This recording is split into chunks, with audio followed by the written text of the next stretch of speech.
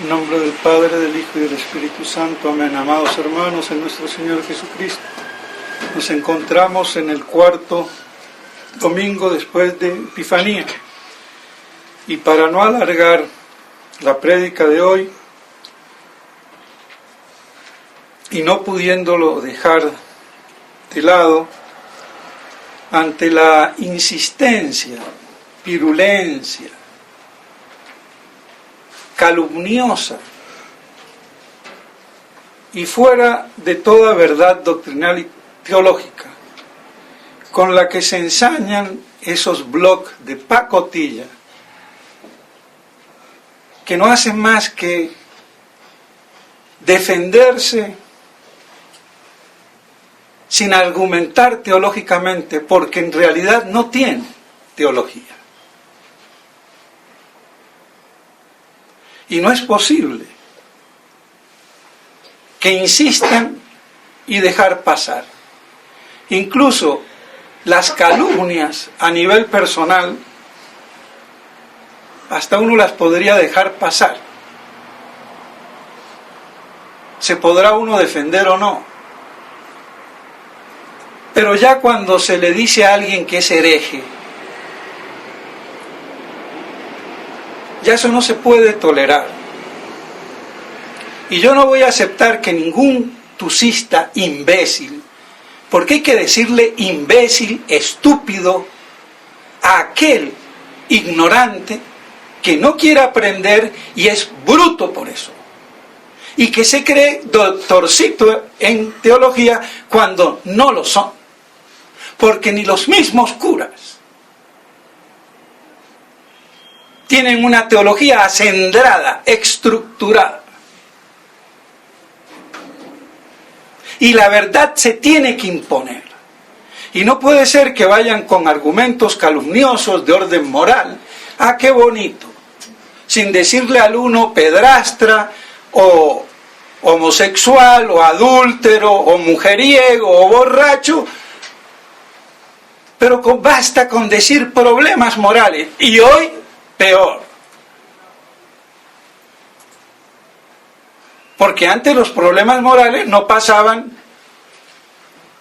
de ser mujeriego o borracho o por ahí. Pero ahora,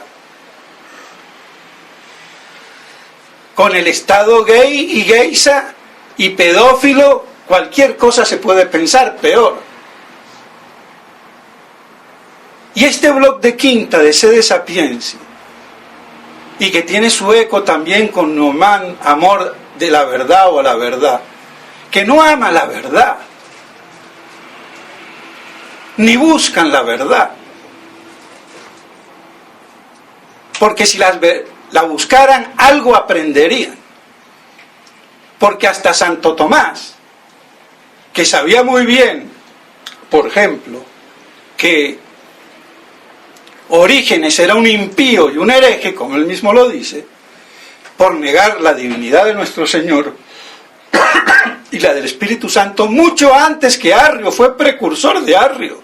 Arrio se le quedó pequeño.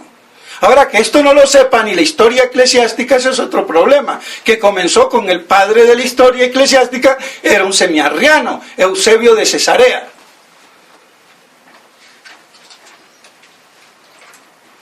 Pero eso es desconocido. Y sin embargo lo citaba. Entonces, por lo menos que aprendan de lo que yo digo, que creo que algo les tendrían que aprender. Porque no creo que en el mundo, y perdónenme, haya alguien que en los sermones tenga tanta estructura teológica, enfrentando a toda esta debacle de confusión teológica y doctrinal que hay. ¿Quién se le mide?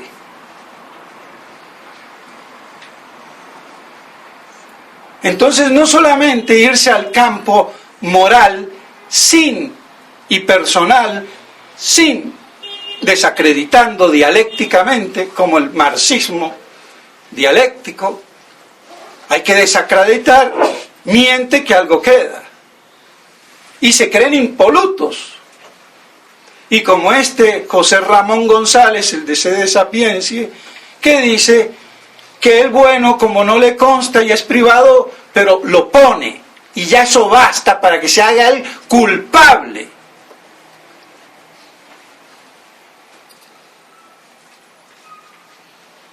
Y si tienen algo que decir moralmente de mí, que lo digan, porque yo no tengo nada que ocultar.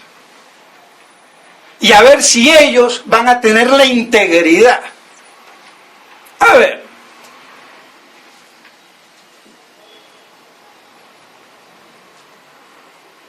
Y lo peor del caso, que le endosan las cosas que ellos dicen, como si el padre Altamira y el padre Rivas, a los que ellos exponen como los dos únicos sacerdotes máximos, bueno, ellos, como si estuvieran de acuerdo con todas, apoyando todo esto. Esa es la idea que le queda a través de lo que están haciendo. Y este imbécil de José Ramón González, del blog, que no tiene nada que le deba a Monseñor Lefebvre, con razón, que yo no lo conocí cuando estaba en España y era socio superior en España. Entonces, ¿qué viene a hablar él de qué tradición? Y si después se volvió tradicionalista, en buena hora. Pero que no tenga nada que agradecerle a Monseñor Lefebvre es un imbécil. Porque todo verdadero tradicionalista tiene que agradecerle a Monseñor Lefebvre y de Castromayer, les guste o no. ¿De dónde viene el mismo padre Altamira? De Monseñor Lefebvre. Entonces, por lo menos que a mí me respeta y me diga padre, le guste o no le guste, y no señor.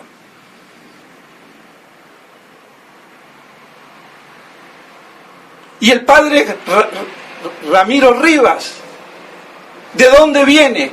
Viene de Monseñor Lefebvre también, aunque a él lo ordenaron en la iglesia posconciliar Guerracampos, y como él dudaba, y con mucho acierto si era o no era sacerdote, por el rito nuevo, pues pidió para que lo ordenaran bajo condición, y por eso podemos decir que es válido el padre Rivas, allá en España.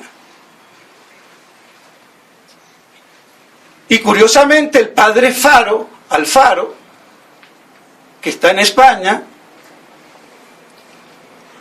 ordenado por Guerracampos, que despotrica contra todo el mundo, sectario como él solo, de papista pasó ahora a sedevacantista, que es prácticamente el impoluto, y no se sabe si es o no sacerdote, porque si el padre Rivas dudó de su ordenación, el otro no.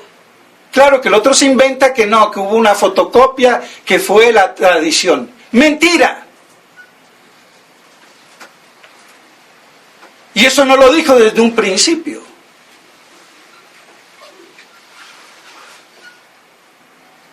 Pero bueno, entonces, ¿cómo que no le tiene que agradecer a Monseñor Lefebvre, este tontuno? La misa tradicional subsiste gracias a Monseñor Lefebvre. No hay nada que hacer. No es a Godintuk que decía la misa la una o la otra. Era una veleta. Y ya lo demostró en el concilio, eso no hay que insistir. Y después de las chifladuras que hizo con el Palmar de Troya, lo que hizo después con los veterocatólicos. Se ordenaba el que le pusieran adelante. Declara que la misa es inválida y después se arrepiente. ¿Qué es? Entonces, es una persona que no tiene una estructura. ¿Qué vamos a hacer? Y en la mentalidad oriental, hay esa facilidad porque no tienen el esquema filosófico, teológico, jurídico de la civilización grecorromana hispana. Y digo grecorromana hispana porque ha sido España como imperio la que más asumió y materializó en un imperio católico como no hubo nunca ni habrá jamás en este mundo. Y de los cuales nosotros somos sus hijos.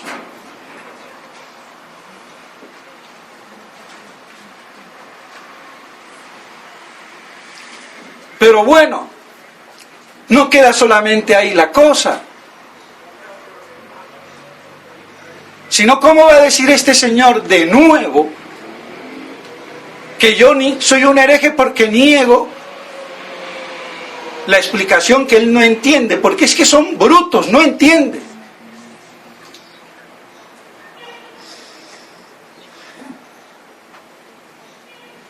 ¿Cómo pudo decir nuestro Señor que el Padre era mayor? No, menor, que el Padre era mayor y el menor. Entonces, no entiende lo que es la infalibilidad ex cátedra del magisterio ordinario del Papa y lo confunde con el magisterio también ordinario universal de la Iglesia. Es que son brutos y no hay peor que un bruto pulido. Es como un mongólico como hoy. Uno los ve, muy buenas tardes, señor. Y uno dice, vea qué bien. Sí, muy pulidito, pero no deja de estar minusválido de la mente. Y hay muchos que hasta dan un buen ejemplo.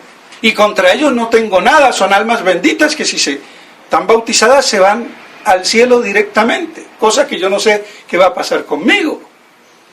O cualquiera de ustedes. Pero quiero decir que uno los puede pulir tanto que parecen ya doctorcitos. Y no lo son. Tienen el cerebro averiado por un gen de más o de menos de un cromosoma.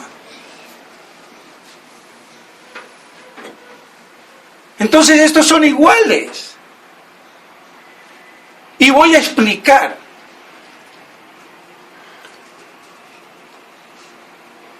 A ver si van a entender.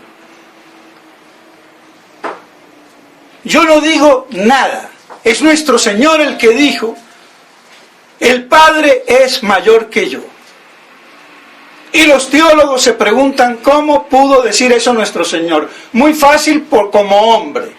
Bueno, como hombre no hay ningún problema.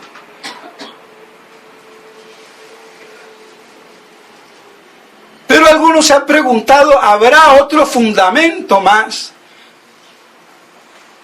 en la intimidad de la Trinidad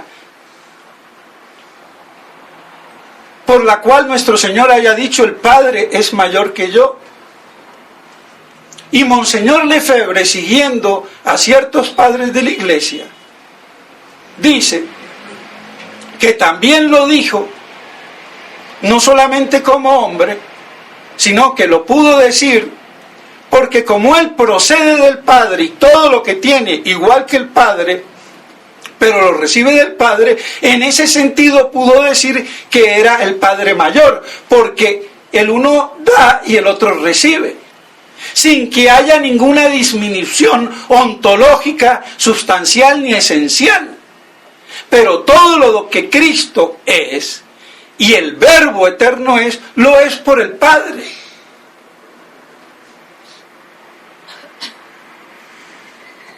Y eso no tiene ninguna herejía. Si yo no entiendo esa distinción,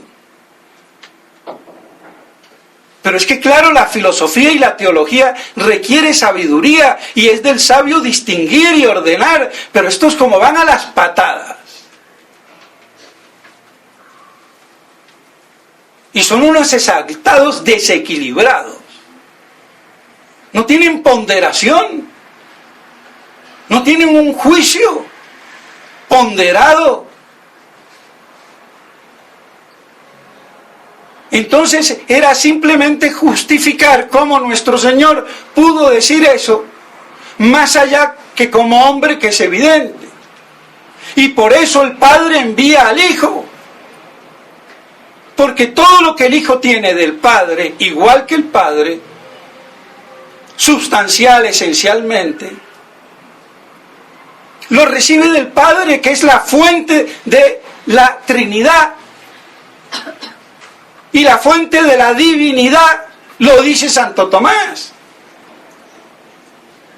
Esto es como joyería fina, hay que tener fineza, pulso, y no un elefante en una boutique que cada giro que hace con la trompa barre con todo. Ahora, ¿cómo va a decir él eso? Y después creo que se inventa que manda algún por ahí con los mismos argumentos como si fuera un lector. Y es el mismo porque son los mismos argumentos. Pero como él le gusta también, firma Sofronio. Entonces hasta se inventan.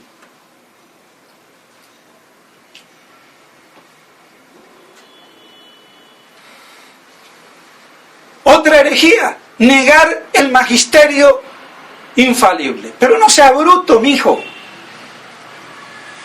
Ah, no, porque el Papa en su magisterio ordinario es infalible. No, pedazo de animal. Porque el Papa es infalible cuando él solo, sin el colegio episcopal, sin los demás obispos de los cuales es cabeza de ese colegio, ex cátedra, define algo en materia de fe y moral. Si es como este imbécil dice, y como todos los tucistas dicen, porque no es solamente este, es que son todos. Y por eso no me soportan, porque no tienen con qué, aunque sean 20 o 30. No tienen con qué enfrentar teológicamente. A ver que salga Sambors, que salga Checada, que salga Pivaruna, Dávila, Morelo, y los que se me olviden. Claro, eso es orgullo. ¿Qué orgullo? La verdad se impone. La inteligencia se impone ante la imbecilidad del tarugo. En defensa de la verdad. Si fuera así, entonces la definición infalible de Pío IX sería una definición a medias, porque él me está hablando que el Papa es infalible cuando habla ex cátedra, no cuando habla en su magisterio ordinario.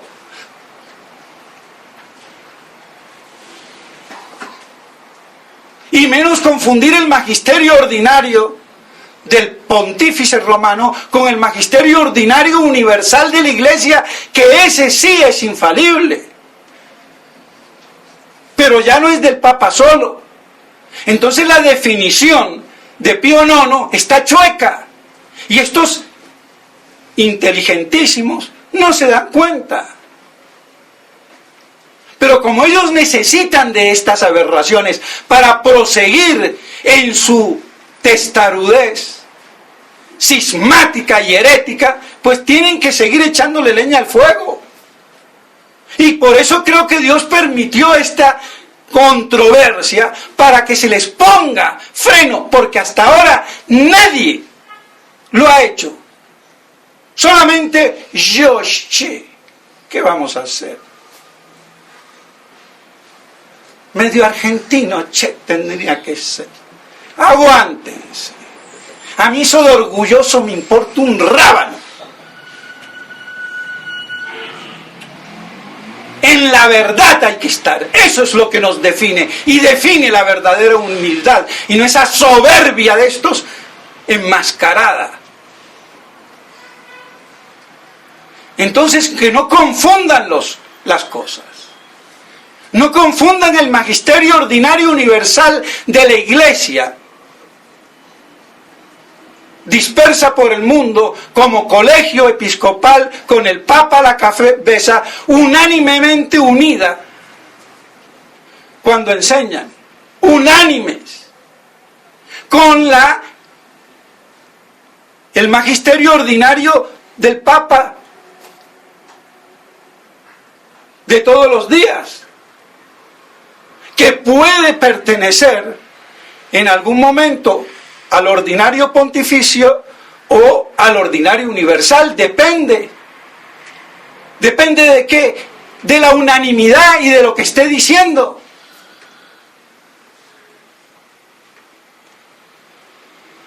Pero no cuando me habla de ciencia, matemática, física o química.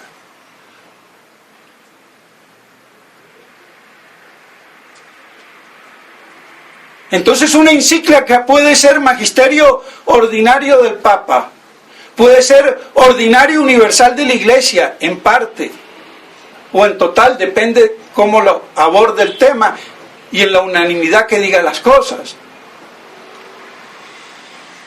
O puede ser también extraordinario, es cátedra, el solo, depende de los elementos, de las condiciones, de los parámetros, pero estos no distinguen ni a su abuela.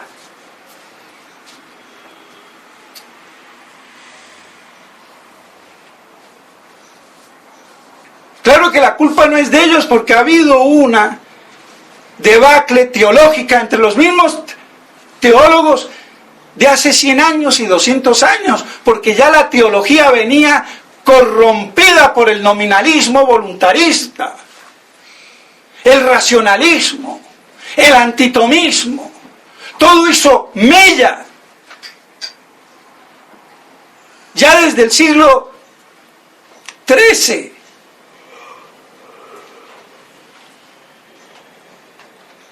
¿O por qué creen que a Santo Tomás lo condenaron el obispo Temple de París? Basándose en el franciscanismo y en el agustinismo.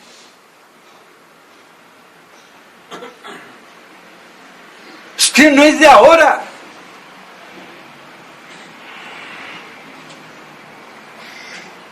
Ahora es cuando viene todo esto a hacer eclosión.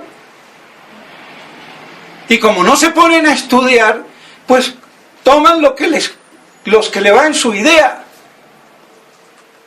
Y el obispillo, no, perdón, obispazo, hay que decirle ahora, esquetino, obispazo.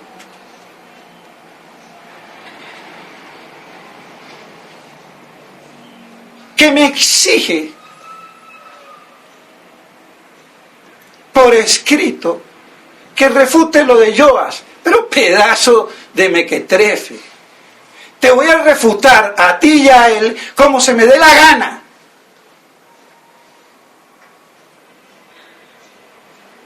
Soplando a un castillo de naipes, porque Joas es un loco teológicamente hablando, como el ingeniero Gorostiaga. Ellos fueron los que en Asís en el 91 eligieron a Lino II, un imbécil, tenía que ser de Sudáfrica. Así que, africano, English, que se junte. Ahí. Es que Gorostiaga estaba chiflado. Esto no viene de ahora. Es que Tino, ¿de dónde sale? Entonces el doctor Joas, que quiero saber que me digan doctor en qué, si en literatura, en medicina, en abogacía o en teología o en filosofía. Pero bueno, poco importa. Este pseudo teólogo, porque se las da de teólogo, que todavía está vivo, que con él se peleó su gran amigo Aray Danieli, que era también brasilero, pero brasilero italiano, pero brasilero, y que era amigo mío. Se peleó con Joas por esto, y el otro era un sedevacantismo también, medio brutongo, pero más inteligente que Joas. Entonces, este Homero Joas, no tiene el concepto de la jerarquía sagrada. No tiene el concepto que no todos en la iglesia tienen capacidad igual. Él no puede homologar en la fe, porque Santo Tomás lo diga, y yo lo repita también, que la iglesia es los cristofideles, los fieles a Cristo en la fe. Pero es que la iglesia está estructurada con una distinción muy fundamental. Por eso me acuerdo de Monseñor Lefebvre cuando decía, en el derecho canónico se divide clérigos y laicos o seglares. Entonces este tipo que tanto habla quiere igualar en la fe, como los protestantes a su modo, jerarquizando la iglesia para elegir a un papa.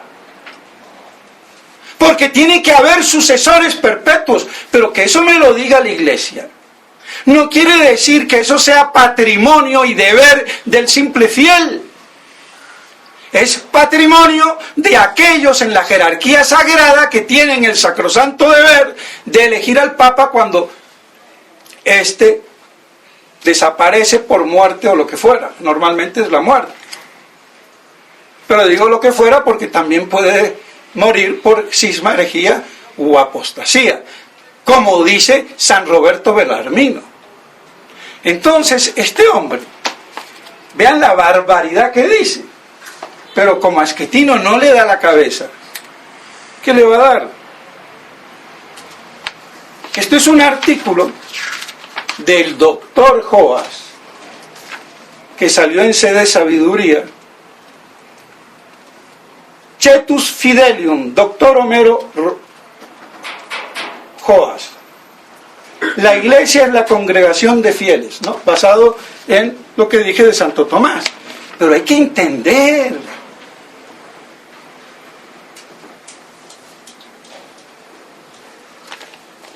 Vean lo que dice. El Cetus Fidelium viene a ser el colegio de los fieles. ¿Quién habló en la existencia de la iglesia alguna vez de colegio de los fieles? Si hasta discuten de colegio episcopal, algunos exageradamente, porque existe el colegio episcopal, porque viene del colegio apostólico, pero algunos, por otras razones, por ejemplo el conciliarismo, quieren decir que no hay colegio episcopal. Ese es un error, pero bueno, incluso de muchos tradicionalistas. Puede meterse incluso ahí a la Becoage o a Dulac, un jurista francés tradicionalista. Bueno, como para este Joas existe el colegio de los fieles, no habiendo ninguna superioridad, y como para él que los cardenales elijan al Papa es una ley humana, entonces hoy, con el estado que hay, los fieles pueden y deben elegir, pueden y deben. Ahora, ¿se imaginan ustedes que los fieles de la China, del Japón, los de Sudáfrica, los de Estados Unidos, elijan a la vez al mismo? ¿Y en dónde? ¿Y obispo de qué? Si el Papa es obispo de Roma. Y al obispo de Roma lo elige el clero, la jerarquía sagrada romana, no la filipina, ni la bogotana, ni la neoyorquina. Y eso no es de ley humana, es de ley divina. Porque los cardenales, para elegir al Papa, lo eligen bajo el título jurídico de párrocos de Roma. Ellos son los párrocos de Roma, como clero romano jurídicamente hablando, y por eso son los únicos que pueden elegir al Papa. Ahora, este Homero Joas, ¿qué le pasa?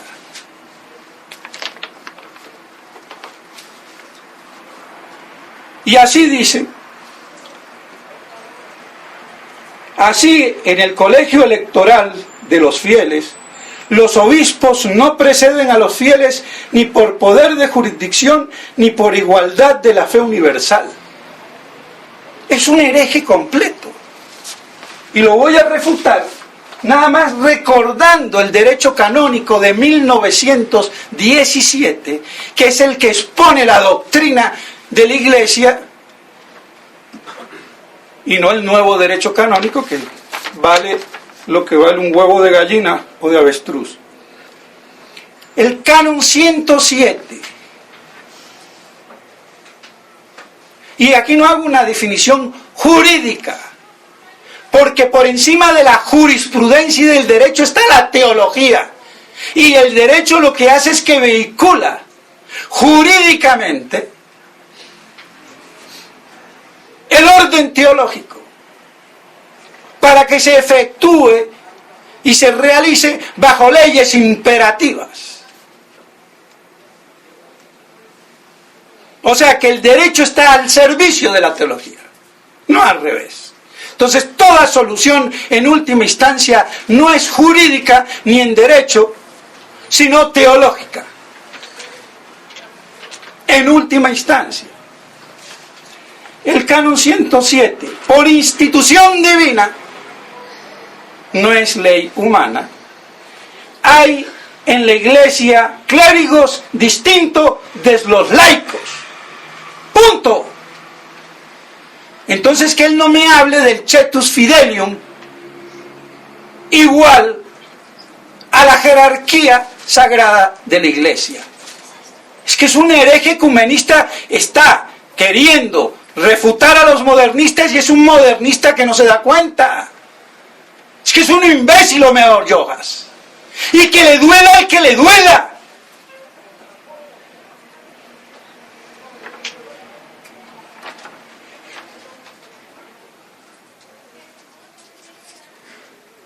Y Homero Jojas tiene que respetar. Pero es que se encuentra con sacerdotes mediocres que no tienen la capacidad. Pues yo la tengo y lo hago y lo enfrento a él y al que sea. Y el comentario, si de algo vale el comentario del derecho canónico de la BAC de 1917. La Iglesia es por divina institución, comentando el canon, porque la BAC tiene esos comentarios, que son de especialistas. La Iglesia es por divina institución una sociedad perfecta, pero desigual. No somos iguales. Entonces por eso me respetas. Te guste o no te guste, mequetrefe. Tú y el que sea. Pero eso no puede exigir el obispazo esquetino, porque ¿quién lo ordenó sacerdote? Carmona. ¿Es válido? ¿Y quién lo ordenó? Obispo. Viene de la línea de Mamistra y más arriba de Datasen, para nombrar a dos veterocatólicos, herejes y cismáticos. O sea que si no es espuria por lo del uno, es por lo del otro. Es que... Entonces, pero desigual, en la que hay una clase de personas a quienes compete la dirección, clérigos, y otra que debe ser gobernada, laicos. Entonces los laicos no tienen ni voz ni voto en la dirección de la Iglesia, por favor. Eso debe de quedarles claro a todos estos blogs.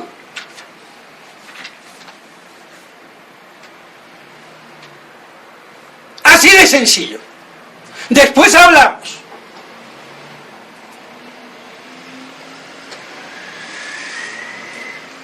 Esto no es protestantismo a lo tradicional. Y contra esto vuelvo y repito, el imbécil dice, así en el colegio electoral de los fieles, los obispos no preceden a los fieles ni por el poder de jurisdicción ni por la igualdad de la fe universal. ¿Pero qué le pasa? Es un hereje, Joás. Y es un brasilero imbécil. Perdón los brasileros. Pero es que Brasil es un carnaval. Sí, muy católica en su momento. Pero ¿a dónde fue a hacer la pachanga? En la última reunión de jóvenes. A Río de Janeiro, ¿qué vamos a hacer? Y habrá muy excelentes brasileros, pero el ambiente nacional... Oiga, yo me quedé aterrado cuando fui a Brasil, y eso que soy de Barranquilla, que es otro medio carnaval en Colombia, ¡aterrado!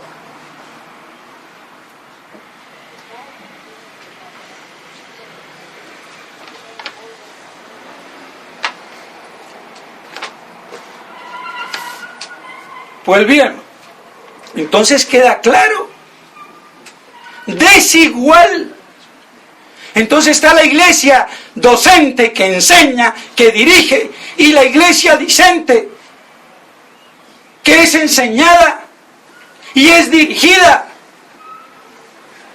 Entonces, ¿cómo va a venir este a hacer, como estúpidamente lo hace, de decir que ahí donde los teólogos hablan del deber de elegir al Papa y que eso cae, y hablando cuando hay sede vacante, sobre todo después que pasó lo del cisma de Occidente, cuando hubo casi 3 papas en la iglesia,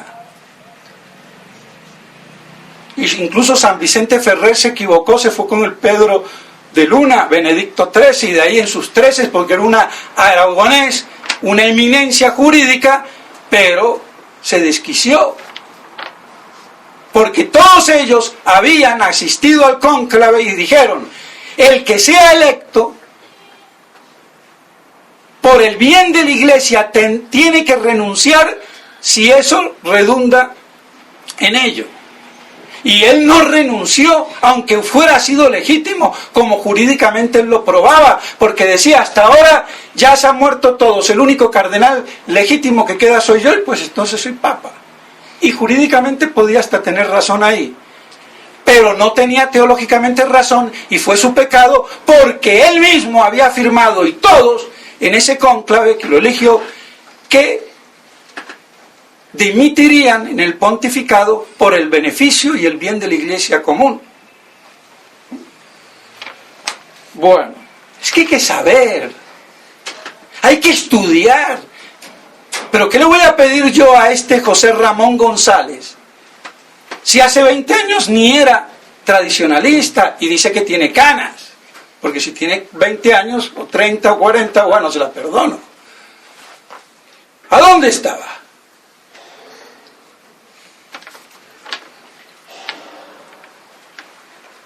Y el canon 108, ¿quién es esa jerarquía sagrada? Por institución divina, párrafo 3, la jerarquía sagrada, en razón del orden, se compone de obispos, presbíteros y ministros. Así que yo soy jerarquía sagrada como presbítero.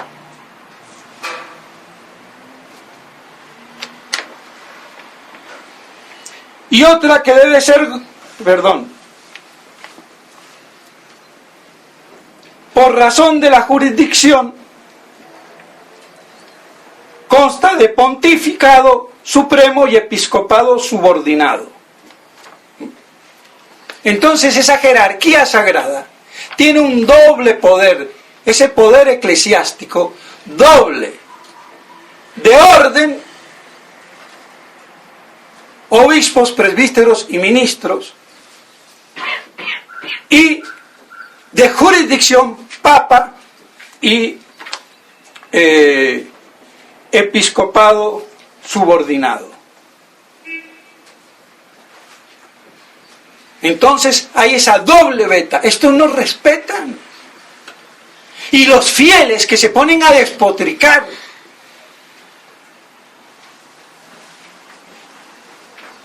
Porque quedan heridos al ver que a los que ellos defienden son unos mediocres.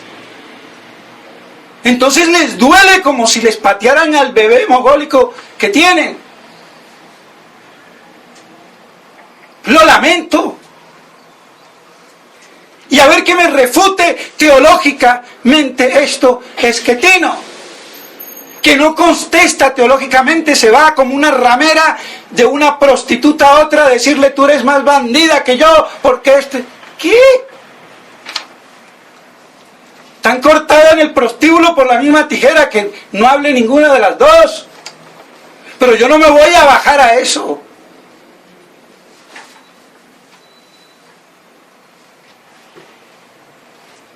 Y ese es el lenguaje de ellos.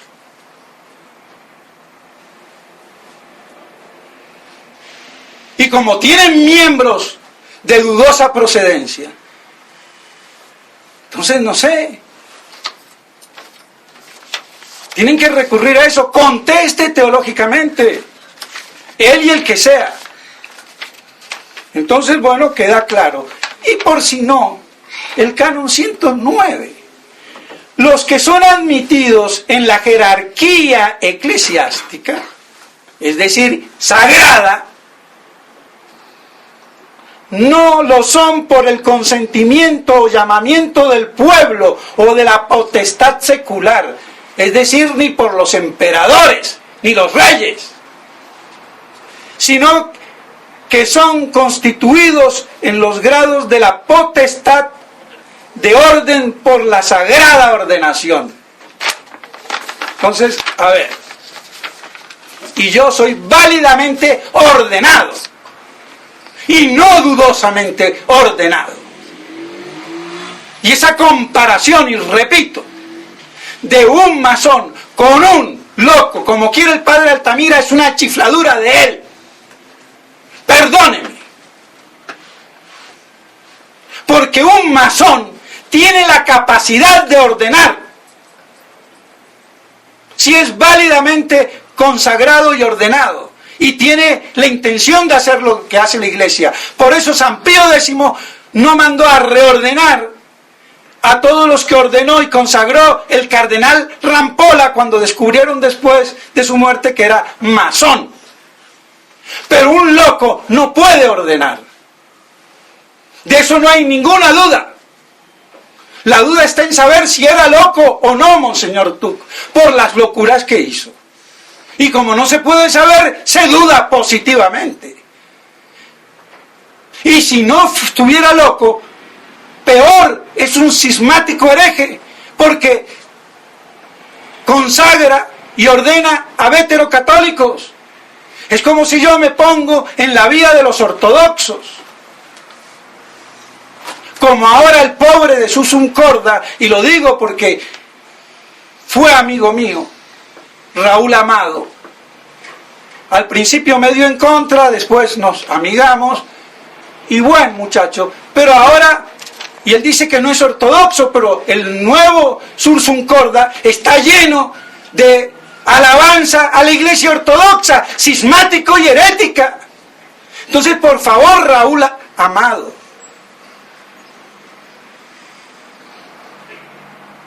no caigamos ni a derecha ni a la izquierda. Por eso esto desquicia al que no es equilibrado.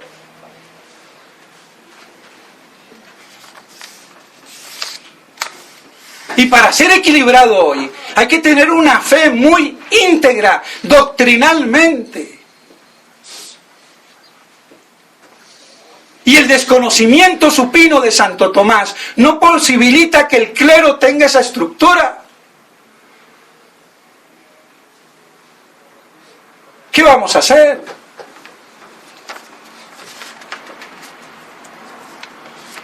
Entonces, ya ven en qué queda el argumento de Homero Joas. un castillo de naipes. Entonces lo lamento mucho, pero es así.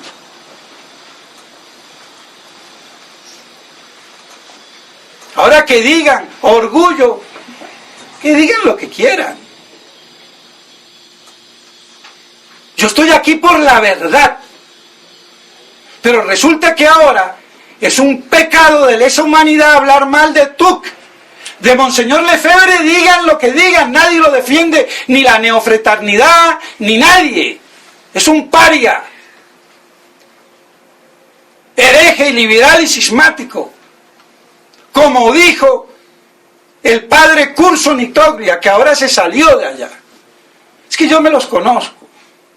El padre Curso Nitoglia fue el primero en decir que, y eso aupado por Ricosa, porque Ricosa es el que manipula, pero él manda a ser obispo a los demás, él no se mete. Y Munari, que estaba con ellos, terminó allá en Madagascar desenmascarado, qué sé yo, desmascarado, bueno, se enredó por allá.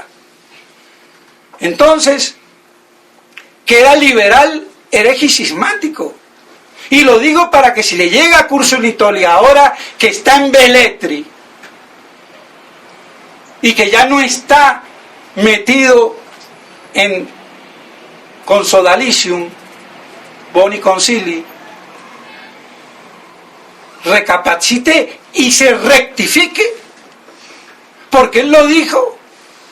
Y ahora está en una línea que no se sabe bien si está con la fraternité un poco en contra, un poco a favor, bueno, ahí anda. Es que ninguno tiene una claridad direccional en 30 años. Lamento.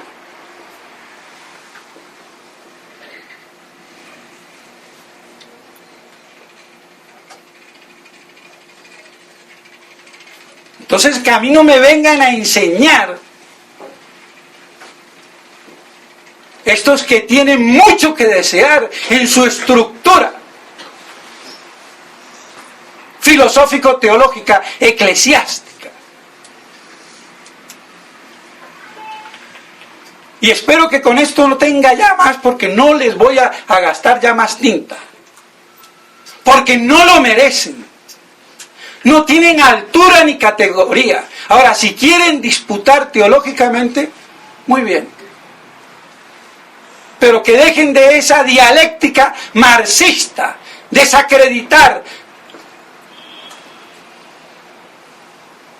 para poder salirse con las suyas.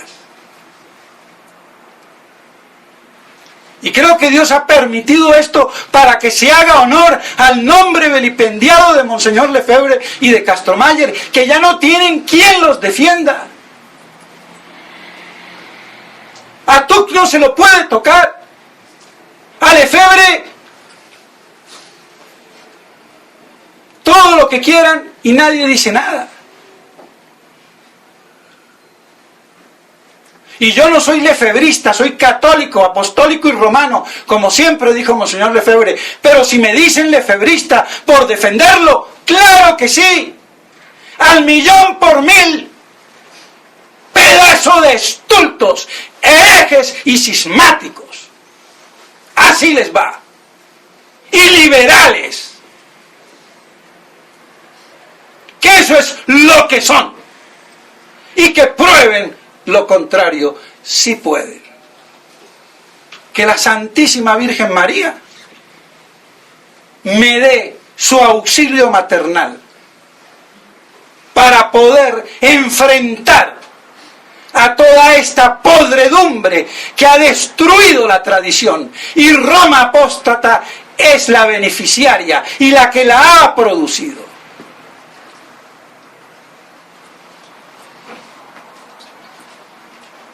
Entonces, mis estimados hermanos, creo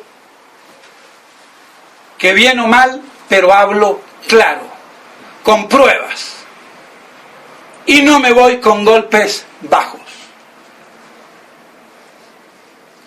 Ayer fue la fiesta, quizás una de las más antiguas o la más antigua de Nuestra Señora, la Candelaria, la presentación de la Virgen en el templo con el niño Jesús y la purificación de María. A los 40 días de la Natividad, por eso está asociada a la Navidad.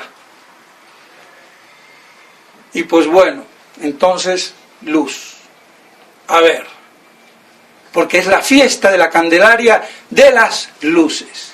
Que se haga luz en medio de estas tinieblas diabólicas infernales, donde ya no se acepta la sana doctrina, sino que se erigirán maestros según el ardor o el escozor de sus oídos, como dice San Pablo en la epístola, que la pueden buscar, no me acuerdo qué nombre, qué capítulo ni qué versículo, pero que está en la misa de los doctores.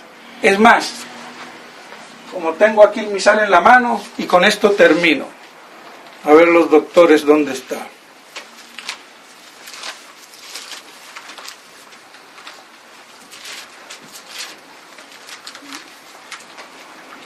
Si alguien va buscando, lo encuentra más rápido que yo. La misa de los doctores, el común de los doctores. Aquí está, a ver. Epístola 2 Timoteo 4, capítulo 4. Carísimo, yo te conjuro delante de Dios y de Jesucristo, que ha de juzgar vivos y muertos por su aparición y su reino. Apocalíptico, ¿eh? Otra cosa que Schettino no admite. Y no solamente él solo, los italianos también, los gringos también. Por eso toda la tirria proclama la palabra, insiste a tiempo y a destiempo, reprende, ruega, exhorta con paciencia siempre y afán de enseñar. Porque vendrá tiempo en que no soportarán la sana doctrina, sino que en alas de sus pasiones y con la comezón en sus oídos se elegirán maestros a granel, y desviarán sus oídos de la verdad y se volverán hacia las fábulas. Y eso no es solamente los modernistas, sino también los tradicionalistas tusistas. Tú anda sobre ti en todo, soporta el sufrimiento a sobra de predicador del Evangelio, cumple con tu ministerio. Sé sobrio, pues yo estoy ya ofrecido en sacrificio y se acerca el tiempo de mi muerte. He luchado la buena lucha, he concluido la carrera, he guardado la fidelidad. Y eso le pido yo a Dios, la fidelidad en el ministerio sacrosanto y también para los fieles, porque hoy no hay fidelidad. Entonces, arropados bajo el manto maternal de la Santísima Virgen María, que seamos fieles a Cristo Rey. En nombre del Padre, del Hijo y del Espíritu Santo. Amén.